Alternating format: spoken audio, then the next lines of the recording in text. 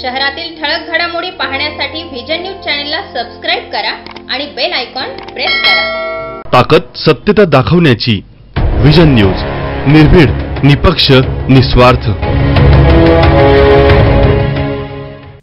भाजप नेते सत्यपाल सिंह यांनी नाशिकमध्ये पत्रकार परिषद घेत राहुल गांधी यांची सीबीआय चौकशी, रश्मी शुक्ला वाद, ओवेसी तसंच महिला बलात्कार प्रकरणी तसंच विविध विषयांवर पत्रकारांशी संवाद साधला।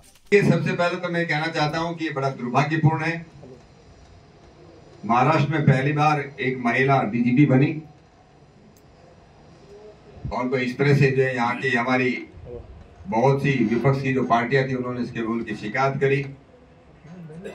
लेकिन एक बात के लिए मैं इलेक्शन कमीशन ऑफ इंडिया का भी स्वागत करता हूं कि कल को विपक्ष की जो पार्टियां हैं जो बार बार ये करती हैं, जब भारतीय जनता पार्टी महायुति जीतेगी कि इलेक्शन कमीशन गड़बड़ करता है, इलेक्शन कमीशन पक्षपात करता है, ईवीएम मशीन में गड़बड़ है।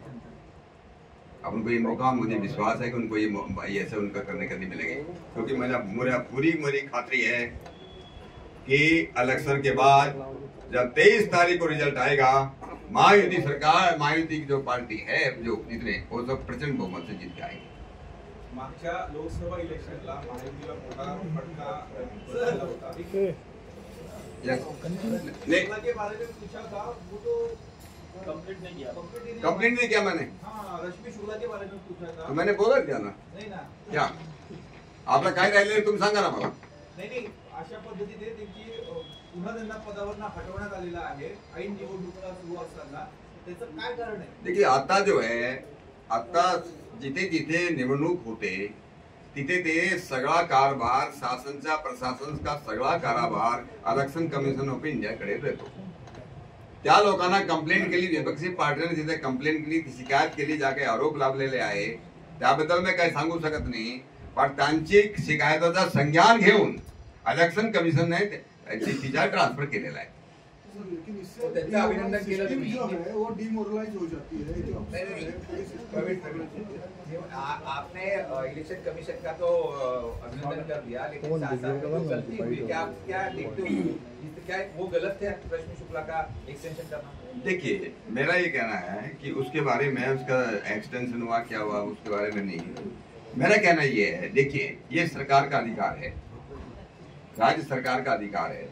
यूपीएससी से पैनल बन करके आता है, 3 लोगों का पैनल जाता है, उसमें से जो नाम आते हैं यूपीएससी से रिकमेंडेशन आती है, उसके बाद राज्य सरकार उसको करती है। लेकिन मैं कह रहा हूं कि लोगों को ये देने के लिए कि ये फ्री एंड फेयर इलेक्शन होंगे, स्वतंत्र इलेक्शन महाराष्ट्र के अंदर होंगे, उसके लिए मैंने कहा कि जो इलेक्शन कमीशन का जो निर्णय है उसका मैं स्वागत करता हूँ। जो हुआ तो पहले कहा वो दुर्भाग्यपूर्ण है, रश्मि शुक्ला का ट्रांसफर करना ये दुर्भाग्यपूर्ण है, ये मैं कह रहा, ये मैंने पहले कहा है। नेक्स्ट, असरुद्दीन ओवैसी ने कहा है कि बीजेपी सरकार की नाकामी छुपाने के लिए वो धर्म का इस्तेमाल कर रही है। देखिए मुझे मालूम नहीं कि ओवैसी का मतलब धर्म से क्या है। धर्म का कभी गैर इस्तेमाल होता नहीं। हम लोग जो है अलग अलग धर्म जो है सारी दुनिया के लिए एक है। ये दूसरे रिलीजन तो हो सकते हैं, लेकिन धर्म का इस्तेमाल करना, जैसे मैंने पहले कहा, अपनी आस्था पर, अपनी संस्कृति पर, अपनी परंपरा पर विश्वास करना, उसको आगे बढ़ाना, ये कोई दुरुपयोग नहीं है। मैंने पहले कहा है, हमारे देश का संविधान भी है, हमारी जो सरकार है वो पंथ निरपेक्ष हो सकती है, धर्म निरपेक्ष नहीं हो सकती है।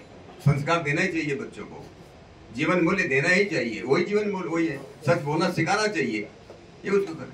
उन्होंने ये भी कहा है कि बीजेपी सरकार हिंदू और मुस्लिम में झगड़ा लगाने की कोशिश कर रही है। वो क्या कर रहे हैं? देखिए जो उनके जो गलत बयान उनके आते हैं, भारतीय जनता पार्टी जैसे मैंने कहा सबका साथ है, सबका विश्वास है। मैं एक उदाहरण म्हणून आपल्याला सांगतो। मेरा जो कॉन्स्टिट्यूएंसी थी बागपत लोकसभा है उत्तर प्रदेश में, अपने जिले का उदाहरण सांगतो। तिथे मुस्लिम पॉपुलेशन, मुस्लिम जनसंख्या जो है फक्त 23% है, 23%। केंद्र सरकार की जितनी लाभकारी योजनाएं हैं, वेलफेयर स्कीम्स हैं, उसका 48% जो है जो फायदा है वो मुस्लिमों को गया।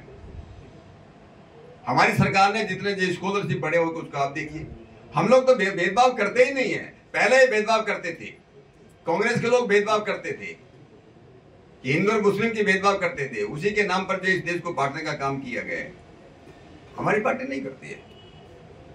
अन्य प्रधानमंत्री मोदी जी ने किया ना, हमारी महायुति सरकार ने किया। गए 6 महीने में महाराष्ट्र में महिलाओं के ऊपर अलग अलग तरीके से अत्याचार हुए, अब्यूजमेंट, रेप वगैरह बहुत सारे किस्से हुए। उसके बारे में क्या कहना है? आप बोल रहे सुरक्षितता हमारा प्रथम प्राधान्य है, छोटी छोटी बच्चियों के ऊपर भी रेप हुए थे। देखिए, शायद आपको पता नहीं, मालूम है कि नहीं, पत्रकार म्हणून आपल्याला माहिती असेल, मोर देन 90% रेप केसेस, बलात्कार के केस, मोर देन 90% बोल रहा हूं मैं। अरे माझे आकडे नाही, एनसीआरबीचे आकडे आहेत, नॅशनल क्राइम रिकॉर्ड ब्युरोचे आकडे आहेत। त्यामध्ये आरोपी अपने जान पहचान वाले, अपने जो है बॉयफ्रेंड हो सकते हो, रिश्तेदार हो सकते, वो है। देखिए, क्राइम को रोकने के लिए केवल मात्र अगर हम ये कहने लगे कि केवल पुलिस जो है सारे अपराध को रोकने की संभव नहीं है, उसको समाज को आगे आना पड़ेगा। मैं ये कह रहा हूँ, एक इंसिडेंट हो गया कहीं, एक इंसिडेंट हो गया, मान लीजिए आपने रेप की बात कोई करी, मान लीजिए किसी कोई जो है कोई जज भ्रष्टाचार में पकड़ा गया, या कोई टीचर पकड़ा गया, या कोई डॉक्टर पकड़ा गया, कम कह देंगे सारा जुडिशरी खराब हो गया, सारी जुडिशरी भ्रष्ट है। वो जो इशू गवर्नमेंट ने जो तरफ से सॉल्व करना चाहिए थी, उसकी मैं बात कर रहा हूँ। नहीं, पर्टिकुलर केस का मुझे मालूम नहीं कौन सा केस है।